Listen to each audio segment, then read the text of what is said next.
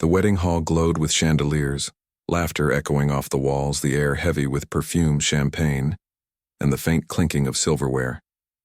It was supposed to be the happiest day of my life, the day I walked down the aisle, claimed love, and finally stepped into the life I had dreamed of for years.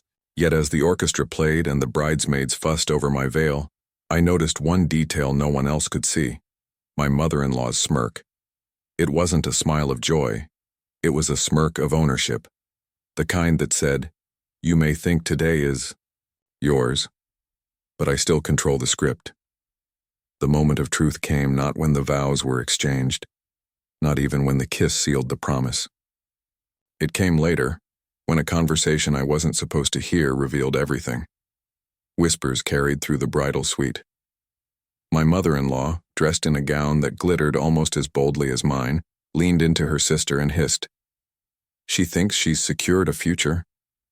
She has no idea that I've already redirected her first paycheck, $8,500 straight into my account. That'll teach her where she stands in this family." My breath caught.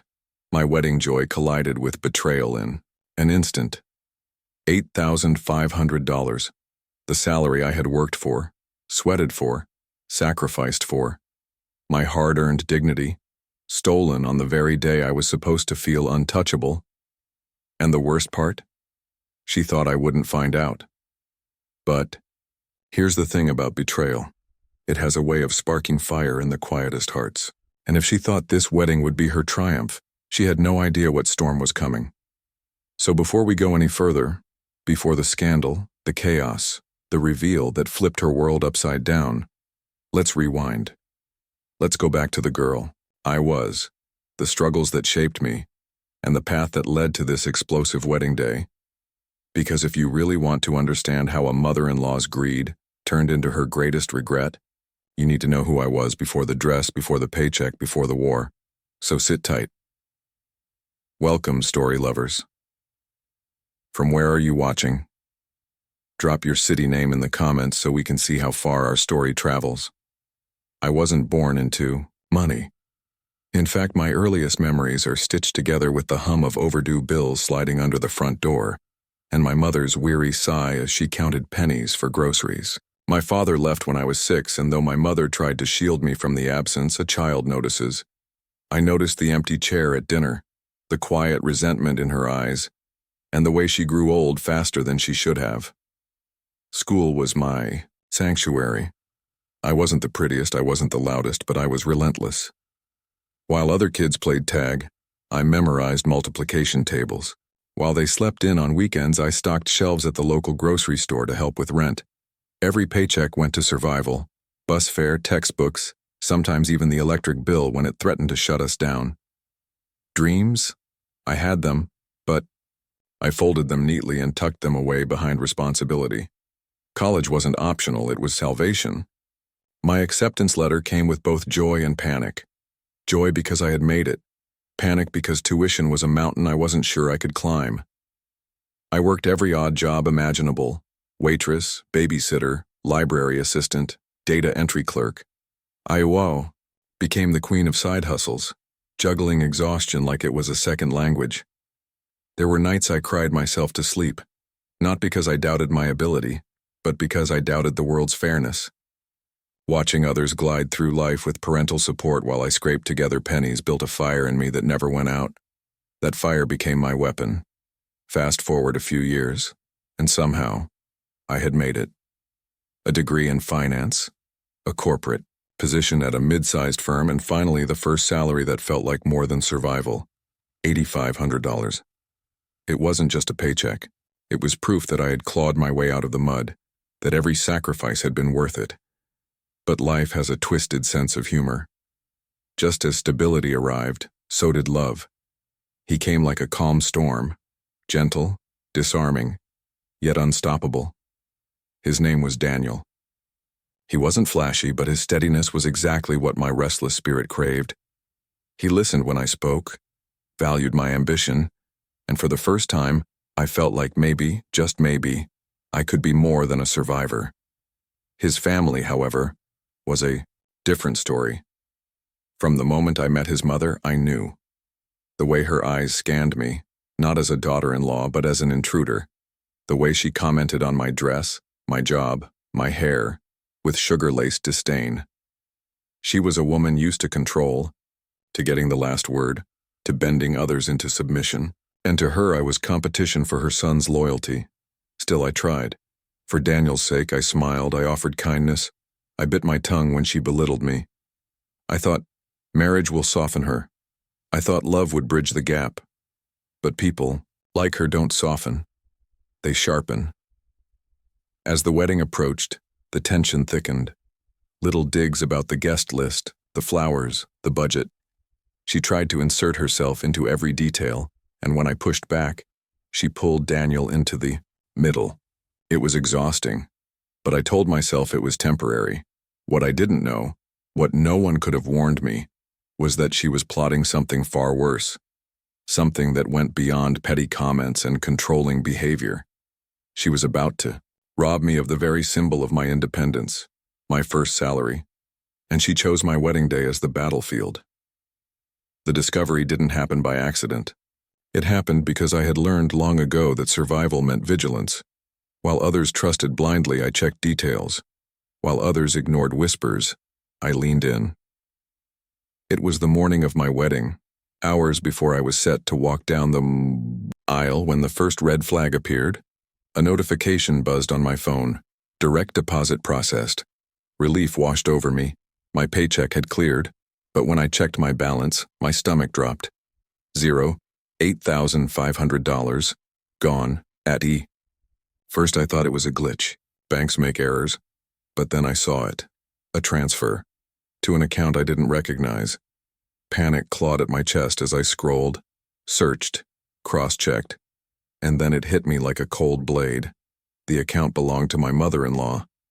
I wanted to scream, to tear off my veil, to storm down the hall and demand answers. But weddings are strange prisons. You're trapped by expectations, by cameras, by the weight of everyone's eyes. I couldn't cause a scene. Not yet. Instead, I waited.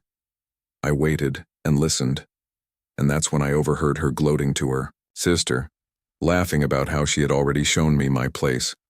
She thought she was untouchable, that on the day designed to celebrate me, she could humiliate me without consequence. But betrayal has a way of rewriting scripts.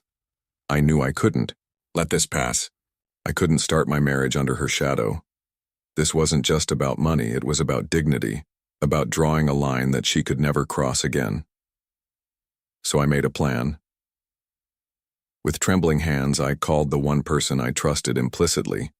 My college roommate, now a cybersecurity specialist. She owed me a favor and she delivered fast. Within hours, she traced the transfer, documented the fraud, and prepared the kind of evidence that left no wiggle room. But exposing her wasn't enough. No, this needed to be poetic. This needed to happen where she felt most powerful, in front of everyone. The stage was set. The wedding proceeded. Vows were exchanged, champagne poured, photos snapped. My mother-in-law strutted like a queen, certain she had already won. What she didn't know was that I had flipped the script. And as the reception reached its peak, as toasts began and the spotlight swung toward us, I prepared to unleash the truth that would turn her triumph into her downfall. Because sometimes the best revenge isn't whispered, it's announced. The reception hall was alive with laughter, clinking glasses, and the hypnotic beat of a live band. Guests swayed on the dance floor, champagne bubbled in crystal flutes, and the photographer's flash captured smiles that seemed carved from fairy tales. To the untrained eye, it was perfect. But under the glitter, a storm brewed. I stood near the stage, my husband's arm draped proudly around me, his eyes soft with love and relief that the wedding had gone so smoothly. Only I knew the truth, that beneath the satin gown and practiced smile, my heart was a war drum pounding with rage and anticipation. The master of ceremonies tapped the microphone. "Ladies and gentlemen, let's raise our glasses to the couple of the hour." The crowd erupted in cheers. My mother-in-law rose gracefully from her chair, her sequined gown catching the light. She looked every bit the queen she fancied herself, lifting her glass with theatrical flair. "To my son and his new wife." she purred, her eyes locking. On mine, smug and victorious. I smiled back, but it wasn't a smile of gratitude. It was a smile of fire, of patience weaponized. And when the applause faded, I cleared my throat. Actually, I said, my voice steady despite the inferno inside, I have a toast of my own. The microphone felt cold in my hand as the room quieted. Every pair of eyes turned to me, the bride, glowing and poised, ready to speak. My heart hammered, but my words came sharp, precise. Marriage is about trust, about building a future together, free from betrayal. I paused, letting my gaze sweep the crowd before landing squarely on her. But sometimes, betrayal doesn't come from strangers. It comes from those who smile at your face while stealing behind your back. Gasps rippled across the hall. My mother-in-law's smirk faltered, confusion flickering in her eyes. I raised my phone. Today, while celebrating, I discovered that the first paycheck from my hard-earned job, $8,500, was stolen. Transferred, illegally. The screen glowed as I mirrored the bank statement on the projector behind me. A hush fell as the evidence lit the wall, numbers glaring like accusations. And the account it landed in? My voice sharpened. It belongs to my mother-in-law. Chaos erupted. Guests whispered, heads swiveled, forks clattered against plates. Daniel's face drained of color as he turned toward his mother, disbelief clouding his eyes. No, she sputtered, rising from her chair. This is a mistake, a lie. But I wasn't finished. I clicked to the next slide, documents traced by my friend, the cybersecurity expert, screenshots of logins, timestamps, IP addresses, proof stacked upon proof. This isn't a mistake, I said, my tone slicing through the noise. This is deliberate theft, and it was meant to humiliate me on my wedding day. The hall fell silent, the weight of truth pressing down like iron. My mother-in-law's face twisted, rage and panic battling for dominance. She opened her mouth to protest again, but I delivered the final blow. I've already sent this evidence to the bank's fraud department, to the authorities, and to Daniel. Gasps again. All eyes shifted to my husband, who sat frozen, the ground crumbling beneath him. I lowered the mic. So tonight, as we toast to new beginnings, let's also toast to endings, the end of control, of manipulation, of deceit. The silence was deafening, and then slowly applause began, tentative at first, then thunderous. Guests clapped not just for the spectacle, but for the audacity, the bride who turned her humiliation into triumph in front of everyone, and as I stepped down, veil trailing, the mother-in-law who had once smirked now sat pale and trembling, her empire of control collapsing in real time. It was the breaking point. For her, for me, for us all. The days after the wedding were not a honeymoon. They were a battlefield of silence and shifting loyalties. Daniel was torn between love for his mother and disbelief at her actions. For a time, he avoided the subject, hoping perhaps that it might dissolve on its own. But betrayal, once exposed, festers like an open wound. For me, the resolution wasn't about watching her punished by banks or authorities. It wasn't even about the money, though the funds were swiftly returned once the fraud department confirmed the theft. It was about reclaiming my dignity, drawing a line she could never cross again. Daniel eventually came to me, his voice heavy with guilt. I didn't know. I swear I didn't know. I know, I replied. And I did. He was as blindsided as I had been. But now, he had a choice, to stand with truth or to cling to the illusion of a mother who could do no wrong. To his credit, he chose us. He sat with her, confronted her, and for the first time in his life told her no. It shattered her, but it freed him. We didn't cut her off entirely. Family ties, no matter how strained, are threads not easily severed. But boundaries were set, ironclad and immovable. She would never again hold the strings to our lives. With the storm behind me, I redirected my energy. That paycheck, once tainted by theft, became seed money for something greater. I launched a small financial literacy program for women, teaching them how to protect their assets, how to guard against manipulation, how to stand tall in the face of betrayal. What began as a handful of workshops grew into a thriving initiative, empowering hundreds. Redemption wasn't loud, it wasn't revenge served cold. It was quiet victories, watching women who once doubted themselves walk away with confidence, with strength, with dignity restored. As for Daniel and me, our marriage became stronger in the fire. Trials have a way of burning away illusions, leaving only truth behind. We built our future not on the fragile ground of appearances, but on the solid rock of resilience. And my mother-in-law? She carried her regret like an anchor. The woman who once smirked with superiority now softened, her pride cracked by the mirror of her own actions. It took time, years even, but eventually she admitted the truth. Not just to me, but to herself. Forgiveness didn't come easily, but it came. Not for her sake, but for mine. Because holding on to anger is like drinking poison and expecting the other person to die. Letting go was my liberation. Looking back, it's almost poetic. On the day meant to unite families, betrayal tried to sever them. On the day meant to celebrate love, greed tried to overshadow it. Yet in the end, the truth burned brighter than the lies. They once called me naive. They thought I was just a girl in a gown, swept up in romance, oblivious to the games of control. But that day proved otherwise. That day I showed not just them but myself what resilience looks like when tested. And here's the twist that no one saw coming. Years later, when my mother-in-law grew ill and could no longer manage her finances, guess who she trusted to handle everything? Me.